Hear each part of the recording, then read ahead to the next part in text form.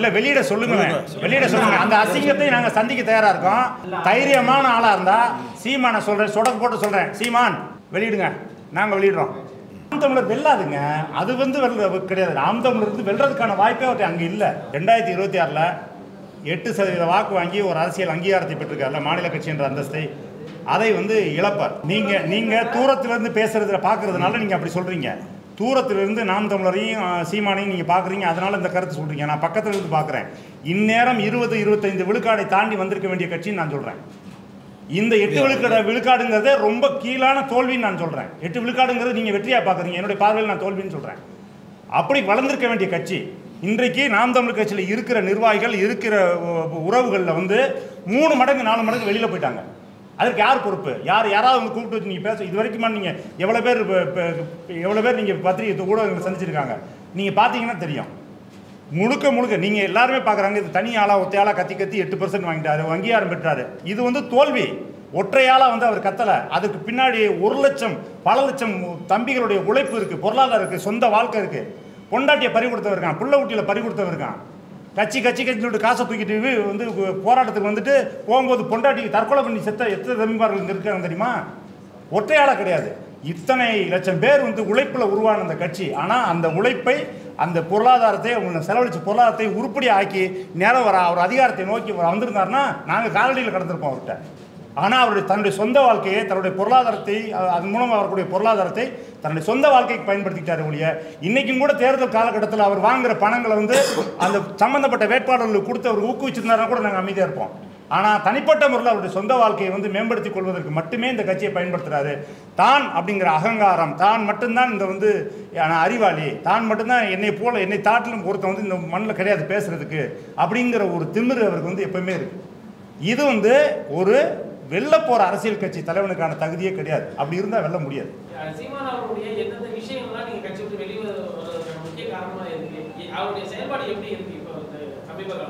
நிர்வாகத்திறன் சுத்தமா இல்லைங்க. ஒரு ஒரு அரசியல் கட்சி, அதாவது பெரும்பான்மை மக்களின் மனங்களை வென்று அவருடைய நம்பிக்கையை பெற்று அது பிறகு அதனுடைய வாக்கை பெற்றுதான் ஒரு கட்சி அரசமைக்க முடியும். இங்கே இதுதான் இயல்பு நிலை. அந்த பெரும்பான்மை மக்களை கவரக்கூடிய எந்த நடவடிக்கையும் இவர் எடுத்ததில்லை. தேர்தல் காலங்களில் கரெக்டாக பார்த்தீங்கன்னா, தேர்தல் 10 நாள் இருக்குன்னா 10 நாளைக்கு முன்னாடி என்னத்தையாவது பேசி தான் ஒரு விவாத பொருளாகணும். தமிழ்நாட்டில் தன்னை எல்லாரும் பேசிக்கிட்டே இருக்கணும். அது நெகட்டிவாக இருந்தாலும் பாசிட்டிவாக இருந்தாலும் என்னை பற்றி தான் பேசிகிட்டு இருக்கணும்னு அவருக்கு ஒரு மன நோய் அவருக்கு. அதனால் என்ன பண்ணுறாரு, அவர் ஒவ்வொரு முறையும் பார்த்தீங்கன்னா அந்த தேர்தலில் நாம் தமிழர் முன்னோக்கி போகிற நாம் தமிழர் பின்னோக்கி இழுத்து விட்டுருவார். நீங்கள் அது எல்லா தேர்தலையும் சொல்லலாம். கடந்த ஈரோடு கிழக்கு தேர்தலில் பார்த்தீங்கன்னா தேவையில்லாமல் அருந்ததியை பற்றி அங்கே போய் பேச வேண்டிய அவசியமே இல்லை, பேசினார். அதே போல் இன்றைக்கு பெரியார் எடுத்து பேசி எப்போயுமே ஒரு போய் இப்படி மேலே ஏறிக்கிட்டு இருக்கும், கீழே பிடிச்சி இழுத்து விட்டுருவார். அது வேறு யாரும் இல்லை, அவரே தான். நிர்வாகத்திறன்கிறது அவர்கிட்ட துளி அளவும் கிடையாது. நல்ல பேச்சாளர், தமிழ் தேசிய கருத்துக்களை ஓரளவு இந்த மண்ணில் விதைத்ததில் அவருடைய பங்கு முக்கியமானது, அதெல்லாம் மாற்று கருத்து கிடையாது. ஆனால் நிர்வாகத்திறன் சுழியம். அதனால் அது போக மற்ற விஷயங்கள் இருக்குது, தனிப்பட்ட வாழ்க்கை முறை இருக்குது. நான் ஒரு தலைவன், ஒரு அறம், ஒரு வீரம், இதெல்லாம் பேர் போன ஒரு இனம் தமிழினம்.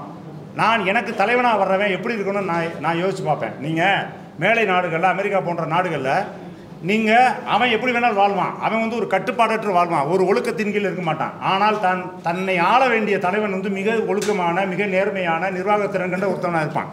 நீங்கள் பில் கிளின்டனை பற்றி உங்களுக்கு தெரியும். அவருடைய தனிப்பட்ட வாழ்க்கையில் ஒரு பெண்ணோடு இருந்தார் அப்படின்ற ஒரே காரணத்திற்காக மக்கள் தூக்கி எறிஞ்சான். ஆனால் அப்படிப்பட்ட அவனே அப்படி இருக்கும்போது நாங்கள் ஒரு அறம் சார்ந்த ஒரு வாழ்க்கை நெறிமுறையை பின்பற்றி வருகிற தமிழர்கள், நாங்கள் எங்களுடைய தலைவன் எப்படி இருக்கணும். நாங்கள் தேசிய தலைவர் பிரபாகரனை தலைவனாக ஏற்றுக்கொண்டவர். எங்களுக்கு அடுத்த கட்டமாக தலைவனாக வர்றவங்களுக்கு ஒரு தகுதி தேவைப்படுது. அந்த தகுதி முற்றிலுமாக சீமான்ட்ட இல்லை. அதில் தான் எங்களுக்கும் அவருக்குமான கருத்து வேறுபாடு, சண்டையை ஒழிய வேறு எந்த சண்டையும் கிடையாது. நாங்கள் அவருடைய கருத்துக்களுக்கு எல்லாத்துக்குமே நாங்கள் உடன்பட்டாளர்கள் கிடையாது. நாங்கள் எல்லாம் செயல்பாட்டாளர்கள், பின்னாடி இருந்து செயல்படுத்தினார்கள். அதெல்லாம் நிறைய போராட்டங்கள் அவர்கிட்ட நடந்துச்சுங்க. எங்களுக்கு அவருக்கு கருத்து முரண்பாடு உள்ளுக்குள்ள நடக்கும். எங்களுக்கு வேறு வழி இல்லைங்க. அன்றைக்கி சீமானை விட்டால் வேறு வழி இல்லைன்ற நிலை இருந்தது. ஒரு காலத்தில் இது எப்படியாவது திருந்துவார் மாறிடுவார் அப்படிங்கிற ஒரு மனநிலையில் ரொம்ப காலம் நீண்டு வந்தான். கடைசியில் ஏமாற்றம் தான் வெஞ்சிச்சு. ஒரு கட்டத்துக்கு மேலே நம்மளால் இங்கே தாக்கு பிடிக்க முடியாது, இனிமேலும் காலத்தை வீணடிக்க முடியாது, இனிமேலும் இந்த நம்பி இப்போ அவர் ஒரு மேடையில் பேசி ஒருத்தர் வராரு, இந்த கட்சியில் இணைறாரு, அவர் தன்னுடைய வாழ்க்கை இழக்கிறாரு அப்படிங்கிறத காட்டலாம். அந்த வந்தவர் வந்து இந்த கட்சியில் நீண்ட நாள் இங்கே தக்க வைக்கப்படுறது யாருன்னா எங்கள் மாதிரி ஆட்கள்னால தான். ஒரு ஒரு ஒரு சீமான் வந்து ஒரு மேடையில் பேசுகிறாரு, ஏதோ ஒரு கிராமத்துலேருந்து ஒருத்தன் வந்து ஈர்க்கப்பட்டு வர்றான், அவனை நாங்கள் தக்க வைக்கிறது யாருன்னா அங்கே தொகுதி செயலாளர் இருக்குது, அங்கே மாவட்ட செயலாளர் இருக்குது, அங்கே மண்டல செயலாளர் இருக்கிற ஒருத்தன் தான் அவனுடைய உறவாகவும் நல்லது கிட்டத்துக்கு கலந்துக்கிட்டு அவன் போய் வந்து பொருளாதாரத்தை செலவழித்து அவனுக்கு கூட இருக்கான். அவன் தக்க வைக்கிறது யாருன்னு பார்த்தீங்கன்னா நாங்கள் தான் தக்க வைக்கிறோம். அப்படிப்பட்ட ஆட்கள் வந்து அப்படிப்பட்ட நபர்கள் வந்து இங்கே வந்து தங்களுடைய வாழ்க்கையை தொலைச்சிடக்கூடாது அப்படிங்கிற நோக்கத்தில் தான் நாங்கள் வெளியே வந்து இந்த வேலையை செஞ்சுருக்கோம். அதாவது அவர் அண்ணன் வேல்முருகன் வந்து அவர்களோடு இணைந்து கூட்டணியில் வென்று இது பண்ணார். அந்த கட்சியில் போய் நீங்கள் போய் எப்படி இணையலாம், அது வந்து கூட்டணி அதெல்லாம் ஏற்றுக்கொண்டது மாதிரி தான் ஆயிருன்னு சொல்கிறீங்க. நான் தெளிவாக சொல்லிட்டேன், எங்களை பொறுத்தளவுக்கு வந்து நாங்கள் கட்சியில் இருக்கும்போதே வந்து நாம் தமிழரில் இருக்கும்போதே வந்து சீமானவர்களோட கருத்து சண்டைகள் போட்டிருக்கோம். என்னென்னா வந்து இப்படியே போய்கிட்டு இருந்தோம்னா நம்ம வந்து இறுதியில் வெல்ல முடியுமா அப்படிங்கிறது நமக்கு சந்தேகம். ஆனால் அது வரைக்கும் நம்மளோட உரிமைகள் நம்மளுடைய எல்லாமே உடைமைகள் எல்லாமே பறி போயிட்டுருக்கு. குறைந்தபட்ச நம்ம வந்து ஒரு அஜெண்டா மாதிரி வச்சு நம்ம ஒரு சட்டமன்றத்துக்குள்ளே போகிறதுக்கான திட்டங்களை தீட்டணும் அப்படிங்கிறப்ப அவர் செவி சாய்க்கலை. நாங்கள் இப்பயும் எதாவது சொல்கிறேன், ஒரு கூட்டணி என்பது ஒரு ஷீட் ஷேரிங் தான், கொள்கை உடன்பாடே கிடையாது.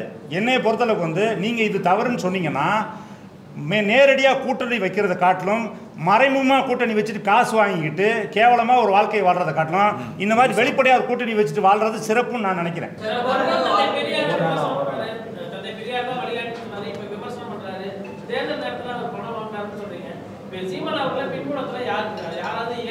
நீங்கள் தான் பார்க்குறீங்களே, சமீபத்தில் பார்க்குறீங்களே, நீங்கள் வந்து அவருடைய எல்லா இப்போ சமீபத்தில் பார்க்குறீங்க, ஐயா ரஜினிகாந்த் அவர்களை சந்தித்து வந்த பிறகு அவருடைய போக்கு எப்படி இருக்குது அப்படிங்கிறத பார்க்குறீங்களே, நீங்கள் புரிஞ்சுக்குவீங்க. வெளிப்படையாக கொஞ்ச நாளில் வரும். நம்ம யூகங்களாக நம்ம எதுவும் பேச முடியாது, ஆதாரபூர்வமாக பேசணும் எதாக இருந்தாலும்.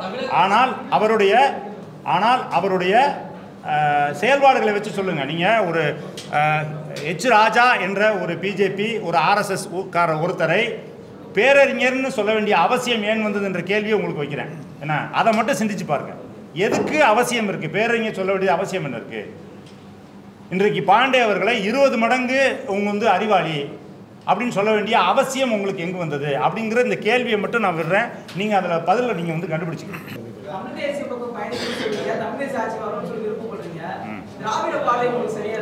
திராவிட பாதை எங்கள் பாதை கிடையாதுங்க. திராவிட பாதை எங்கள் பாதையே கிடையாது, தமிழ் தேசிய பாதை தான். நாங்கள் இங்கே பாருங்க, எங்களுடைய கொள்கை வரவு, எங்களுடைய கோட்பாடு, எங்களுடைய சித்தாந்தம், எங்களுடைய நடவடிக்கைகள். நீங்கள் திராவிடத்தை ஆதரித்து பேசினாவோ இல்லை ஆதரித்து செயல்பட்டாவோ நீங்கள் அதை பற்றி கேள்வி கேட்கலாம். நாங்கள் முழுக்க தமிழ் தேசிய கட்சி தான். திராவிட என்னைக்கு உங்களுக்கு சொன்னாரா திராவிட பாதைன்னு? அவர் கிடையாது. எது திராவிடத்தை தமிழ் தேசியம் என்பது திராவிடத்தை எதிர்ப்பு தான் தமிழ் தேசியம் சொல்றீங்களா நீங்க? அது கிடையாது. ஏங்க திராவிடத்தை எதிர்ப்பு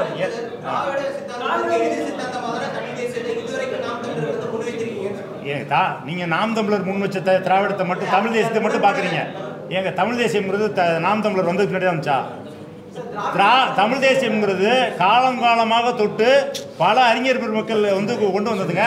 அது சீமானுடைய காலத்தில் வந்து அடுத்த கட்டத்துக்கு போச்சு. அதனால தமிழ் தேசியம் என்பது திராவிட எதிர்ப்பு அப்படிங்கிறதே வந்து அது நாங்கள் மறுக்கிறோம். திராவிடம் இல்லை, எல்லா கொள்கைகளுக்கும் எதிர்ப்பானதான் வந்து தமிழ் தேசியம். ஆரிய கொள்கைகளுக்கு, திராவிட கொள்கைகளுக்கு, தமிழ் தேசிய கொள்கைகளை வீழ்த்தணும், தமிழர்களை வீழ்த்தணும், தமிழர்களை வந்து இங்கே 2ஆம் நிலை குடிமக்களாக வந்து ஆக்கணும்னு நினைக்கிற எல்லா அரசியலுக்கும் எதிரானதான் தமிழ் தேசிய அரசியல்.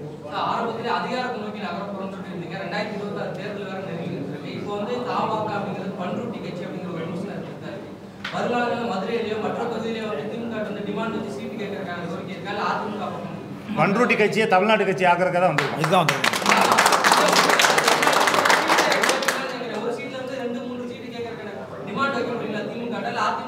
இல்லை, அது தேர்தல் நேரத்தில் பாருங்கள். தேர்தல் நேரத்தில் பாருங்கள், நாங்கள் தனியாக நிற்கிறோமா இல்லை கூட்டணியில் வந்து கூட்டணி வச்சு நிற்க போகிறோமாங்க தேர்தல் நேரத்தில் சொல்லுவோம். அது நாங்கள் வந்து ஜனநாயகபூர்வமாக அந்த முடிவு எடுக்கணும்னு நினைக்கிறோம். நீங்கள் இன்றைக்கு ஏற்கனவே வாழ்வுரிமை கட்சியில் இருக்கக்கூடிய நண்பர்கள் உறவுகள் இருக்காங்க.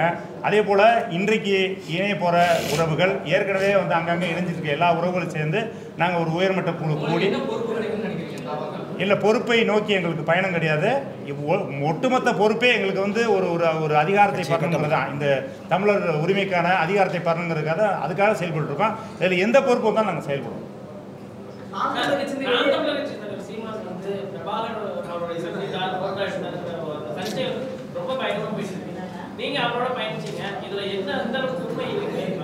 அதான் நான் இடையில பேச வந்து நீங்கள் மாறி போயிடுச்சு.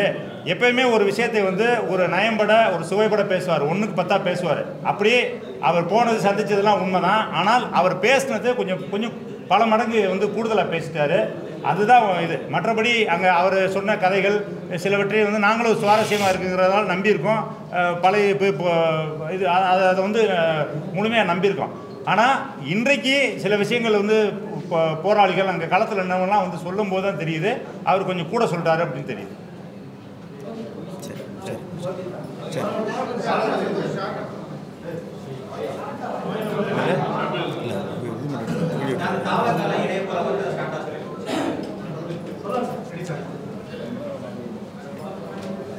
வணக்கம். ஒரு நீண்ட பெரிய அரசியல் கனவோடு ஒரு தமிழ் தேசிய அரசியலை தமிழ்நாட்டில் நிலைபெற செய்யணும், ஒரு தமிழர்களுக்கான உரிமை அதிகாரத்தை பெறணுங்கிற நோக்கத்தோடு நாம் தமிழர் கட்சி என்ற ஒரு கட்சியை வந்து 15 ஆண்டுகளுக்கு முன்னாடி தொடங்கி அன்றைக்கு நாங்கள் எல்லோரும் சேர்ந்து திரு சீமான் அவர்களை அதன் தலைவராக அமர்த்தி நாங்கள் வேலையை மிக வேகமாக செய்தோம். பல லட்சக்கணக்கான இளைஞர்கள் வந்து அதில் இணைந்து ஒரு பெரிய ஒரு வேகத்தோடு அந்த இயக்கத்தை இந்த கட்சியை கொண்டு வந்தோம். காலப்போக்கில் அதன் தலைமையாக இருந்த அண்ணன் திரு சீமான் அவர்களுடைய தனிப்பட்ட அவருடைய செயல்பாடுகள், அவருடைய குணநலன்கள், அவருடைய நிர்வாகத்திறன் போன்ற ஒரு மோசமான செயல்பாடுகள்னால் வந்து தொடர்ச்சியாக கட்சி வந்து வீழ்ச்சியை சந்தித்தது. உங்களுடைய பார்வையில் அது என்ன வந்து ஒரு பெரிய வளர்ச்சியாக தெரியலாம். உடன் நின்ற எங்களுடைய பார்வையில் அந்த வளர்ச்சி வீதத்தில் குறைவு. அதாவது 1.1, 3.7, 6.8 அப்படி இருந்த அந்த கட்சி அடுத்ததாக 15 விழுக்காடு 16 விழுக்காடு வந்திருக்க வேண்டிய நிலைமையில் 8.1 நிற்குது. அப்படிங்கிறப்ப அந்த வளர்ச்சி விதத்தில் வந்து குறைவு. இப்படி ஒரு வளர்ச்சி விதத்தில் வந்து குறைவு வந்துருச்சு. நாங்கள் வந்து எல்லோரும் நம்பியிருந்தோம், நாங்கள் எப்படியாவது இந்த அரசியல் அதிகாரத்தை பெற்றுவோம் நம்பியிருந்தோம். ஆனால் அவருடைய செயல்பாடுகளில் எந்த விதமான மாற்றமும் இல்லை. தொடர்ச்சியாக வந்து ஒரு தன்னிச்சையான போக்கு, இதே செய்கிற போக்கு, தான் என்ற ஒரு திமிர், இது போன்ற ஒரு ஆணவத்தால் வந்து தொடர்ச்சியாக கட்சியிலேருந்து பல பேர் வெளியில் போனாங்க. சில பேர் வந்து அவரே திட்டமிட்டு வெளியேற்றினார்.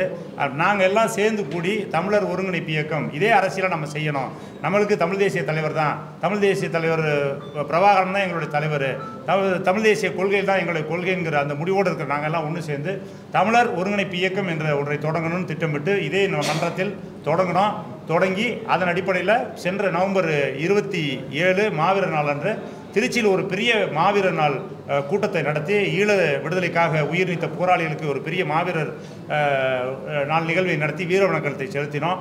அந்த கூட்டத்திலேயே நாங்கள் அறிவித்தோம் எங்களுடைய அரசியல் நிலைப்பாட்டை கூடிய விரைவில் ஒரு ஜனநாயக முறைப்படி எங்களுடைய உறவுகளெல்லாம் ஒன்றிணைத்து கருத்துக்களை கேட்டறிந்து ஒரு அரசியல் பாதையை தேர்ந்தெடுத்து நாங்கள் பயணிப்போம்னு அறிவித்தோம். அதன் அடிப்படையில் நாங்கள் கூட்டங்கள் நடத்தி எங்களுடைய உறவுகளோடு கருத்துக்களை கேட்டு நாங்கள் ஒற்றை தீர்வாக தமிழ் தேசிய பாதையில் ஏற்கனவே இயங்கிக் கொண்டிருக்கிற அண்ணன் திருமாவளவன் தலைமையிலான வாழ்வுரிமை கட்சியில் இணைவது என்று முடிவெடுத்து அண்ணன் வேல்முருகன் அவருடைய தலைமையிலான வாழ்வுரிமை கட்சியில் இணைவது என்று முடிவெடுத்து இந்த பத்திரிகையாளர் சந்திப்பை நடத்துகின்றோம். இன்று முதல் நாங்கள் அந்த கட்சியில் இணைந்து பயணிக்கலாம் என்று முடிவெடுத்திருக்கிறோம். முழுமையாக இணைக்கிறோம், அரசியல் கட்சியாக இணைக்கிறோம். இனிவரும் காலங்களில் ஒரே கட்சியாக இணைந்து, ஏனென்றால் நாங்கள் வந்து தமிழர் ஒருங்கிணைப்பு இயக்கமே அரசியல் கட்சியாக மாறினால் என்னன்ற கேள்விலாம் இதுவரைக்கும் எழுந்துச்சு. நாங்கள் விவாதித்தோம். எத்தனையோ கட்சிகள் இந்த இடத்துல தமிழ் தேசியம் பேசிகிட்டு இருக்கிற கட்சிகள் இருக்குது, இயக்கங்கள் இருக்குது. அதோடு ஒரு கட்சியாக நாங்கள் இணைந்து எங்களுடைய உழைப்பையும் எங்களுடைய கால நேரத்தையும் வந்து விரயம் செய்ய விரும்பலை. எங்களுக்கு அதிகாரம் ஒன்றே வந்து வலிமையானது, அதை அடைத்து விட்டால் அனைத்தும் எளிமையானது என்று அம்பேத்கர் அவர்கள் சொல்வது போல நாங்கள் அதிகாரத்தை நோக்கிய பயணத்தில் வந்து நாங்கள் தெளிவாக இருக்கோம். அதிகாரம் மட்டுமே நம்ம தமிழர் இன விடுதலைக்கான முதல் கட்டமான தீர்வு. ஆகவே அதிகாரத்தை பெற வேண்டும் என்பதுதான். நாங்கள் இதற்கு முன்னாடி நாங்கள் இருந்த கட்சி நாம் தமிழர் கட்சி, அதுவும் அதே போல தான் அதிகாரத்தை வெல்ல வேண்டும் என்ற நோக்கத்தில் தான் செயல்படுகிறது. ஆனால் அந்த அதிகாரத்தை வெல்ல முடியுமா அதனால் அப்படிங்கிறது அங்கே கேள்வியாயிடுச்சு. அங்கே அதிகாரத்தை வெல்லவே முடியாது, அதன் தலைமை அதை நோக்கி பயணிக்கலை, அதுக்கு வேறொரு மறைமுகமான திட்டம் இருக்குது, அந்த திட்டத்தை நோக்கி பயணிக்குது. ஆகவே இது வாய்ப்பே கிடையாது. இனிமேல் குறைந்தபட்சமாக இப்போ எங்களுடைய தலைமையில், நாங்கள் இங்கே அமர்ந்திருக்கிற எங்களுடைய தலைமையில் நாங்கள் ஒரு கட்சியை கட்டி நாங்கள் ஒரு அதிகாரத்தை நோக்கி நாங்கள் வந்து வேலை செய்ய ஆரம்பித்தோம்னா அது சாத்தியமாகுமா என்பது ஒரு கேள்விக்குறி. ஏனென்றால் நாங்கள் ஒரு 15 ஆண்டு காலம் உழைப்பை கொட்டி இது பண்ணியிருக்கோம். நாங்கள் யாரும் வந்து ஒரு மிக பிரபலமான அரசியல்வாதியோ இல்லை வந்து சினிமா பின்புலமோ இல்லை ஒரு மிகப்பெரிய இதோ கிடையாது எங்களுக்கு. ஆனால் நாங்கள் எங்களுடைய உழைப்பும் எங்களுடைய கால நேரமும் எங்களுடைய பொருளாதாரம் விரயமாகக்கூடாது. அது உண்மையாக தமிழர் உரிமைக்காக இருக்க வேண்டும் என்ற நோக்கத்தோட நாங்கள் இன்னொரு கட்சியோட இணையன் முடிவு பண்ணிட்டோம். நிச்சயமாக அதிகாரத்தை நோக்கிய பயணம் தான். சமீபத்தில் வேலுமுருகன் அவர்கள் வந்து அதிருப்தியான கருத்து வெளியிட்டார். திமுகவுக்கு எங்களை மதிக்கிறதே இல்லை, எந்த ஒரு நிகழ்ச்சியும் முன்னிலைப்படுத்த மாட்டேங்கிறாங்க அப்படின்னு அதிருப்தியான ஆடியோ பத்திரிகை சந்திப்பிலே சொல்லியிருந்தாரு. அதை பார்த்தும் எப்படி உங்களுக்கு அதிகாரத்தை நோக்கி சேர்றதுக்கு தாவாக்கா சரியா இருக்கும்? இல்லை, அதாவது எங்களுக்கு வந்து இப்போ அண்ணன் வேல்முருகன் அவர் ஒரு தனித்து ஒரு கட்சியாக இயங்கி கொண்டிருந்த பொழுது அவர் ஒரு அதிகாரத்தை நோக்கி போகணுங்கிறதுக்காக வந்து திமுகவோட கூட்டணி வச்சுக்கிட்டார்.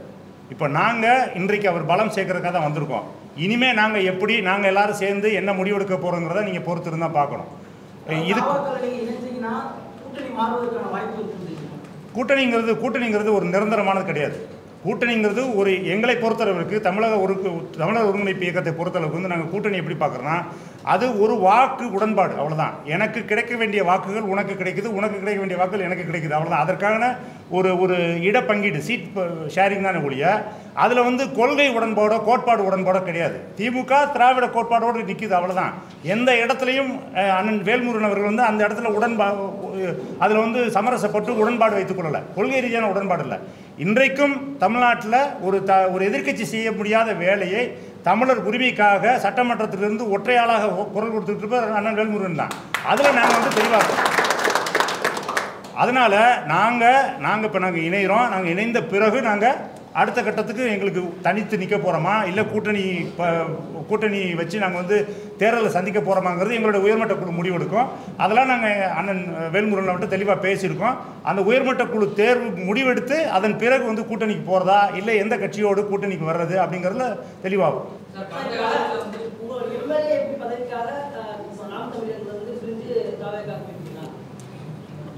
இல்லை, நான் எம்எல்ஏ எம்பி பதவிக்காக எதுக்குங்க தாவேக்காக்கு நாங்கள் போகணும்? நாங்கள் திமுக அதிமுக போயிடலாமாங்க? இல்லை, எதுக்கு அதிகாரம்ங்கிறது பொறுப்பு. அதிகாரங்கிறது மக்கள் பிரதிநிதியோ சட்டமன்றத்துக்குள்ள போகிறதா? நாங்கள் பாராளுமன்றத்தில் போய் குரல் கொடுப்போம். இப்போ 20 ஆண்டு கழிச்சு 25 இல்லைங்க, நாம் தமிழர் வெல்லாதுங்க. அது வந்து கிடையாது. நாம் தமிழர் வந்து வெல்றதுக்கான வாய்ப்பே அவர்கிட்ட அங்கே இல்லை. நீங்கள் தூரத்திலிருந்து பேசுறதுல பார்க்கறதுனால நீங்கள் அப்படி சொல்கிறீங்க. தூரத்திலிருந்து நாம் தமிழரையும் சீமானையும் நீங்கள் பார்க்குறீங்க, அதனால் இந்த கருத்து சொல்கிறீங்க. நான் பக்கத்தில் இருந்து பார்க்குறேன். இந்நேரம் 20-25 விழுக்காடை தாண்டி வந்திருக்க வேண்டிய கட்சின்னு நான் சொல்கிறேன். இந்த 8 விழுக்காடுங்கிறதே ரொம்ப கீழான தோல்வின்னு நான் சொல்கிறேன். 8 விழுக்காடுங்கிறது நீங்கள் வெற்றியாக பார்க்குறீங்க, என்னுடைய பார்வையில் நான் தோல்வின்னு சொல்கிறேன். அப்படி வளர்ந்திருக்க வேண்டிய கட்சி இன்றைக்கு நாம் தமிழ் கட்சியில் இருக்கிற நிர்வாகிகள் இருக்கிற உறவுகளில் வந்து 3 மடங்கு 4 மடங்கு வெளியில் போயிட்டாங்க. அதற்கு யார் பொறுப்பு? யாராவது வந்து கூப்பிட்டு வச்சு நீங்கள் பேச இது வரைக்குமா நீங்கள் எவ்வளோ பேர் நீங்கள் பத்திரிகை ஊடகங்களை சந்திச்சிருக்காங்க நீங்கள் பார்த்தீங்கன்னா தெரியும். முழுக்க நீங்கள் எல்லாருமே பார்க்குறாங்க. இது தனி ஆளாக ஒத்தையாளாக கத்தி 8% வாங்கிட்டாரு, அங்கீகாரம் பெற்றாரு. இது வந்து தோல்வி. ஒற்றையாளாக வந்து அவர் கத்தலை. அதுக்கு பின்னாடி 1 லட்சம் பல லட்சம் தம்பிகளுடைய உழைப்பு இருக்குது, பொருளாதாரம் இருக்குது, சொந்த வாழ்க்கை இருக்குது. பொண்டாட்டியை பறி கொடுத்தவர் இருக்கான், புள்ள ஊட்டியில் பறி கொடுத்தவர் இருக்கான். கட்சின்னு சொல்லிட்டு காசை தூக்கிட்டு வந்து போராட்டத்துக்கு வந்துட்டு போகும்போது பொண்டாட்டி தற்கொலை பண்ணி செத்த எத்தனை தம்பிமார்கள் இருக்காங்க தெரியுமா? ஒற்றையாளாக கிடையாது. இத்தனை லட்சம் பேர் வந்து உழைப்பில் உருவான அந்த கட்சி. ஆனால் அந்த உழைப்பை அந்த பொருளாதாரத்தை அவங்க செலவழித்த பொருளாதாரத்தை உருப்படி ஆக்கி நேரம் அவர் அதிகாரத்தை நோக்கி வந்திருந்தாருன்னா நாங்கள் காலடியில் கடந்திருப்போம் அவர்கிட்ட. ஆனால் அவருடைய தன்னுடைய சொந்த வாழ்க்கையை தன்னுடைய பொருளாதாரத்தை அதன் மூலம் அவருடைய பொருளாதாரத்தை தன்னுடைய சொந்த வாழ்க்கைக்கு பயன்படுத்திக்கிட்டாரு ஒழிய இன்றைக்கும் கூட தேர்தல் காலகட்டத்தில் அவர் வாங்குகிற பணங்களை வந்து அந்த சம்மந்தப்பட்ட வேட்பாளர்களுக்கு கொடுத்து அவர் ஊக்குவிச்சிருந்தாருன்னா கூட நாங்கள் அமைதியாக இருப்போம். ஆனால் தனிப்பட்ட முறையில் அவருடைய சொந்த வாழ்க்கையை வந்து மேம்படுத்திக் கொள்வதற்கு மட்டுமே இந்த கட்சியை பயன்படுத்துகிறாரு. தான் அப்படிங்கிற அகங்காரம், தான் மட்டும்தான் இந்த வந்து அறிவாளி, தான் மட்டும்தான் என்னை தாட்டிலும் ஒருத்தன் வந்து இந்த மண்ணில் கிடையாது பேசுறதுக்கு அப்படிங்கிற ஒரு திமிரு அவருக்கு வந்து எப்பவுமே இருக்கு. இது வந்து ஒரு வெல்ல போற அரசியல் கட்சி தலைவனுக்கான தகுதியே கிடையாது. அப்படி இருந்தால் வெல்ல முடியாது.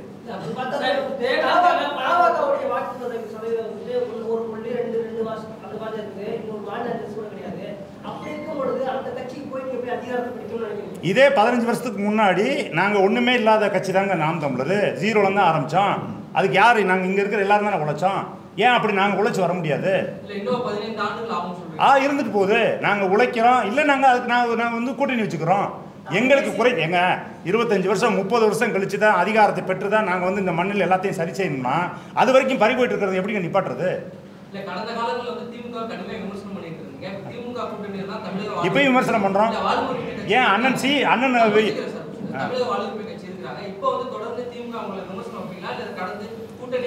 திமுக மட்டுமில்ல, எந்த கட்சினாலும் சரின்னா சரிங்க, தவறுனாலும் தவறுங்க. அது அது எந்த இடத்துல தவறு செய்தோ அந்த இடத்துல விமர்சனம் பண்ணி தான் இருக்கோம். இது வரைக்கும் மட்டும் இருக்கோம். நான் வாழ்வுரிமை கட்சியில் சேர்ந்த பிறகு மனத்தை செய்வோம். ஏன் அண்ணன் வேல்முருகனே விமர்சனம் பண்ணுறாரு, அவரே பண்ணுறாரு. அவரே கூட்டணியில் இருக்கிற அவரே சட்டமன்றத்தில் எதிர்த்து பேசுகிறாரு. இன்றைக்கு அவங்களுக்கான பார்த்தீங்கன்னா அண்ணன் வேல்முருகனுக்கும் திராவிட முன்னேற்ற கழகத்துக்காரர்களுக்கும் கடுமையான சண்டை உள்ளே நடந்துக்கிட்டு இருக்கு. கூட்டணியில் இருக்கும்போதே செய்கிறாரு.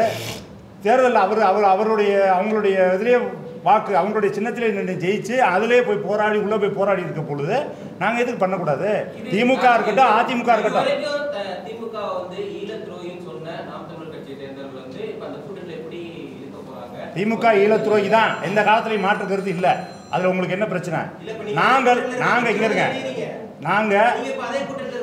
அதைத்தாங்க சொல்றேன். கூட்டணி கொள்கை ஷேரிங் கிடையாதுங்க, கொள்கை பங்கீடு கிடையாதுங்க. என் கொள்கை வேறங்க, உங்க கொள்கை வேறங்க.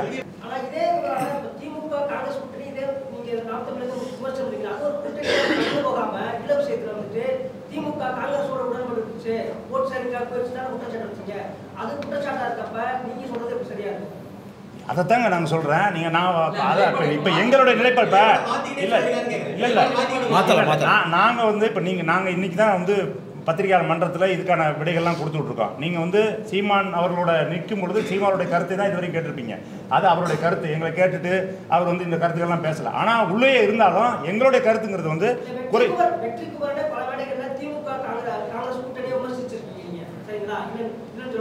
இல்லை நான் கூட்டணியை விமர்சித்து நான் வெளிப்படையான ஸ்போக்ஸ் பர்சன் கிடையாது, மேடை பேச்சாளர் கிடையாது, நான் பேசினது கிடையாது. பேசிருக்கீங்க. அப்போ ஈழ விஷயத்துல திமுக கூட்டணி வெளியே வராம கூட்டணிக்காக ஒரு அமைச்சர் பதவிக்காக திமுக காங்கிரஸ் கூட்டணியோட இணைஞ்சிச்சு அப்படின்னு சொல்றீங்க. இப்போ கூட்டணிக்காக கொள்கை வேறு கூட்டணி வேறு சொல்றது முரண்பாடு இல்லைங்க. நான் என்ன சொல்கிறேன், எங்களுக்கு நாங்கள் முதல் கட்டமாக நாங்கள் தனித்து ஒரு எந்த விதமான கூட்டணியும் இல்லாமல் யாரோட உடன்படிக்கையும் இல்லாமல் அரசியல் செய்ய வந்தவங்க தான். நாங்கள் ஒரு கட்டத்தில் எங்களுடைய அந்த அந்த அந்த அந்த அந்த போக்கில் எங்களுடைய அரசியல் அந்த செயல் திட்டத்தில் நாங்கள் பின்னடைவை சந்திக்கிறோம். எங்களுக்கான பின்னடைவை சந்திக்கிறதுக்கான காரணம் எங்களோட நாங்கள் தலைமையாக ஏற்றுக்கொண்ட சீமானவர்கள். அவருடைய நடவடிக்கைகள், அவருடைய தனிப்பட்ட செயல்பாடுகள், அவர் ஒரு தனிப்பட்ட முறையில் ஒவ்வொருத்தரோடையும் வச்சிருக்கிற அண்டர் கிரவுண்டு உறவுகள், இதெல்லாம் ஒரு ஒரு ஒரு வெற்றிக்கான ஒரு பாதைக்கு எடுத்து செல்லாதுன்னு தீர்மானிச்சுட்டு அதுக்கு அடுத்த கட்டமாக எங்களோட நிலைப்பாடை மாற்றிக்கிட்டு தான் இந்த இடத்துக்கு வர்றோம். கூட்டணிங்கிறது இப்போ நாங்கள் உறுதியாக இருக்கோம். எந்த இடத்துக்கு போனாலும் தமிழ் தேசியவாதிகளாக இருப்போம். இந்த தமிழ் தேசிய இந்த அரசியலுக்கு உண்மையாக இருப்போம். நாங்கள் போய் வேற ஒரு கொள்கையின்பால் ஈடுபட்டு அப்படி பார்த்தா எங்களுக்கு கண்ணு முன்னாடி இருக்குது. எங்களுக்குலாம் அந்த வாய்ப்புகளா? எல்லா கட்சியிலும் தான் கூப்பிட்டாங்க. திமுக கூப்பிட்டாங்க, அதிமுக கூப்பிட்டாங்க, இப்போ ஆரம்பிச்சிருக்கக்கூடிய விஜய் கட்சி அவர்களுடைய கட்சியில் கூட கூப்பிட்டாங்க. அப்போ நான் போயிருந்துருக்கலாமே. எங்களுக்கு ஏன் நாங்கள் வேல்முருகனை தேடி போகிறோம்? வேல்முருகனை நீங்கள் சொல்கிற மாதிரி வாக்கு வங்கி இன்றைக்கி நிரூபிக்கப்படலை. ஒரு தனிப்பட்ட ஒரே ஒரு எம்எல்ஏவாக தான் தேர்ந்தெடுக்கப்பட்டிருக்காரு. நாங்கள் போய் அவர்கிட்ட சேர வேண்டிய அவசியம் என்ன இருக்குது? நாங்கள் ஒரு கொள்கை நிலைப்பாட்டில் இருக்கோம். அந்த கொள்கை நிலைப்பாட்டிலேருந்து விலகி பயணிக்கக்கூடாதுன்னு நினைக்கிறோம். சீமானோட தனிப்பட்ட விஷயங்களுக்காக நீங்கள் விலகவே சொல்றீங்க. விலகி போகிறவங்களோட தனிப்பட்ட விஷயங்களை வெளியிட சொன்னால் அவங்களுக்கு தான் அசிங்கம். அதனால வெளியே சொல்ல மாட்டேங்கன்னு அவங்க தரப்புல சொல்லுங்க. இல்லை, வெளியிட சொல்லுங்க. அந்த அசிங்கத்தை நாங்கள் சந்திக்க தயாராக இருக்கோம். வெளியிட சொல்லுங்களேன். அவரை தைரியமான ஆளாக இருந்தால் சீமானை சொல்கிறேன், சொடக்கு போட்டு சொல்கிறேன், சீமான் வெளியிடுங்க, நாங்கள் வெளியிடுறோம், பார்த்துக்குவோம்.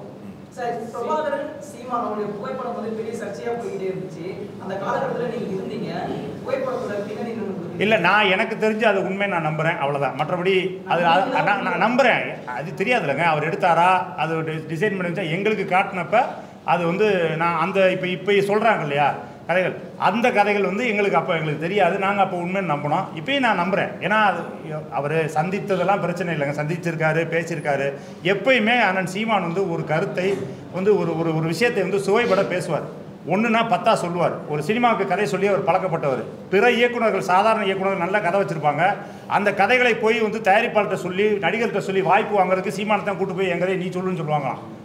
அவரே சொல்லியிருக்காரு. ஏன் முருகதாஸ், இயக்குனர் முருகதாஸுக்கே கதையை சீமான் போய் சொல்லியிருக்காரு. அப்படி சொல்லி வாய்ப்புகள் வாங்கியிருக்காரு. சுவாரஸ்யமாக, சுவைப்பட, நயம்பட அதை விலக்கி சொல்கிறது இருக்குல்ல, அதை சினிமா எப்படி எடுக்கிறாங்களோ அதை காட்டும் பல மடங்கு சொல்லுவார்னு அவர் அதுதான் அந்த அதை நம்பி தானே நாங்களும் வந்தோம். அதை போல தான் பல லட்சக்கான இளைஞர்கள் வந்து இன்னைக்கு பின்னாடி நிற்கிறாங்க. அது தூரத்துலேருந்து இன்றைக்கி வந்து எங்களெல்லாம் வந்து துரோகிகள், வெளியே போயிட்டாங்க, வந்து சீமானுக்கு துரோகம் பண்ணிட்டாங்க, தத்துவத்துக்கு துரோகம் பண்ணிட்டாங்கன்னு இன்றைக்கி நிறையா தம்பிமார்கள், என் உயிர் தம்பிமார்கள் எல்லாம் பின்னாடி இருந்து கமெண்ட் போடுறாங்க, பதிவு போடுறாங்க, என்னவோ போடுறாங்க.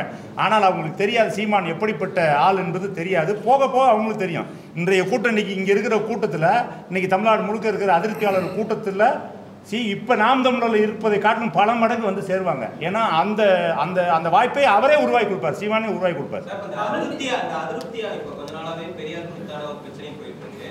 அதிருப்தியாளர்கள் தமிழ் தேசியத்தை விரும்புகிற நாம் தமிழர் கட்சியிலிருந்து விலகி அதிருப்தியாளர்கள் வந்து பெரியாரை எதிர்நிலைப்பாட்டில் இருந்தால் பார்க்குறீங்களா? இல்லை, நாங்கள் ஆரம்பத்திலிருந்து பெரியாரை எதிர்நிலைப்பாட்டிலேருந்து பார்க்கல.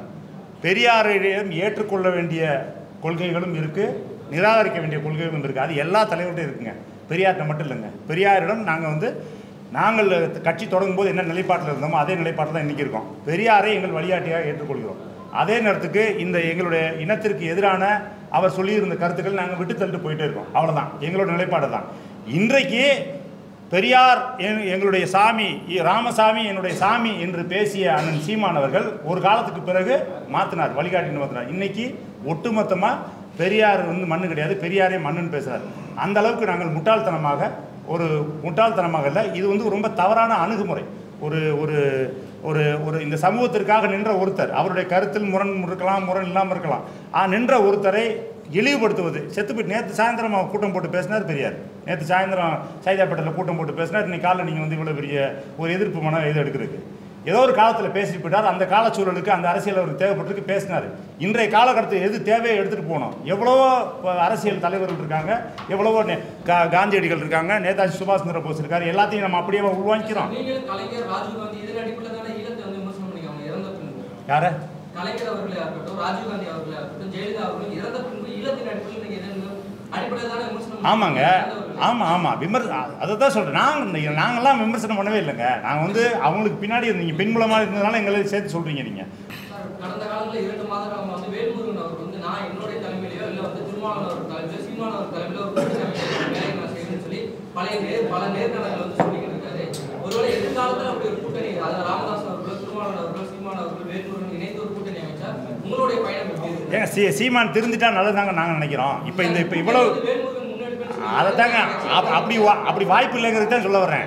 சீமான் திருந்ததுக்கும் வாய்ப்பு இல்லை. இப்படி வேல்முருகனுடைய ஆசையும் வந்து அது பேராசைன்னு நான் சொல்கிறேன்.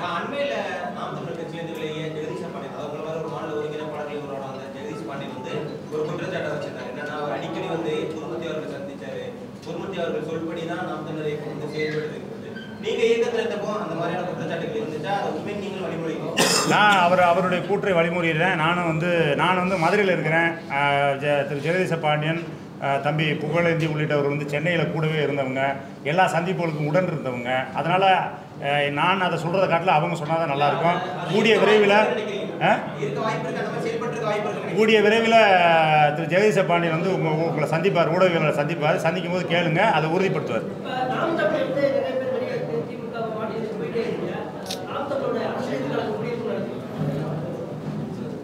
2026 8% வாக்கு வாங்கி ஒரு அரசியல் அங்கீகாரத்தை பெற்றிருக்காருல, மாநில கட்சி என்ற அந்தஸ்தை, அதை வந்து இழப்பார். இதே மாதிரி பயணித்தா இழப்பு நினைக்கிறீங்களா? இந்த மாதிரி இதே பயணத்தை சீமான் தொடர்ந்தார்கள் என்றால் அந்த அந்தஸ்தை வந்து இழப்பார். பெரும்பான்மை மக்களை கவர்றதுக்கான எந்த அரசியல் திட்டங்களும் அவர்கிட்ட இல்லைங்க. இன்றைக்கு நீங்கள் போய் ஈரோடு கிழக்கில் ஒரு தேர்தலை சந்திச்சு வந்துறீங்க. ஈரோடு கிழக்கு மக்கள் படும்பாடு ஒரு தொகுதிக்கான தேர்தல். ஈரோடு கிழக்கு மக்கள் படும்பாடு அந்த மக்களுடைய அடிப்படை உரிமைகள், அடிப்படை வசதிகளை பெற்றுத்தரக்கூடிய எந்த திட்டங்களையும் இவர் பேசலை, அதை நோக்கிய கேள்விகளை வைக்கலை. மாறாக பெரியாரை திட்டுவதற்காக மட்டுமே ஈரோடுக்கு போயிருக்காரு. என்ன நான் என்ன சொல்கிறேன், நீங்கள் பெரியாரை திட்டுங்க, அது எங்கேயாவது போய் திட்டுங்க. தேர்தல் காலகட்டத்தில் அதுவும் அந்த களத்தில் போய் திட்ட வேண்டிய அவசியம் என்ன இருக்குது? அப்போ நீங்கள் வந்து உங்களுக்கு அதான் சொல்கிறேன், 2026 மக்களை உங்களை ஏன் தேர்ந்தெடுக்க வேண்டும், எதற்காக உங்களை தேர்ந்தெடுக்கணும், அதை முதல்ல நீங்கள் பேசணும்ல. அந்த திட்டங்கள் எதுவுமே அவர்கிட்ட இல்லை. அவர் என்ன நினைக்கிறாருன்னா, நம்மளை பற்றி பேசிக்கிட்டே இருந்தால், நெகட்டிவோ பாசிட்டிவோ நம்மளை பற்றி பேசிட்டே இருந்தால், மக்கள் மனசில் நம்ம எழுதிக்கிட்டே இருந்தால் போதும், மக்கள் வாக்கு செலுத்திடுவாங்க அப்படின்னு நினைக்கிறார்.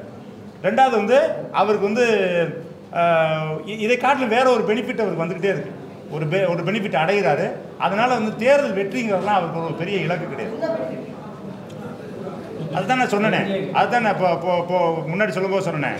வெளிப்படையாக கூட்டணி வைத்து ஒரு சீட்டு 2 சீட்டு வாங்குறத காட்டிலும் மறைமுகமாக கூட்டணி வைத்து வேற பெனிஃபிட் அடைகிற காட்டிலும் வெளிப்படையாக கூட்டணி ஒரு சீட்டு 2 சீட்டு வாங்குறது பரவாயில்ல நினைக்கிறேன்.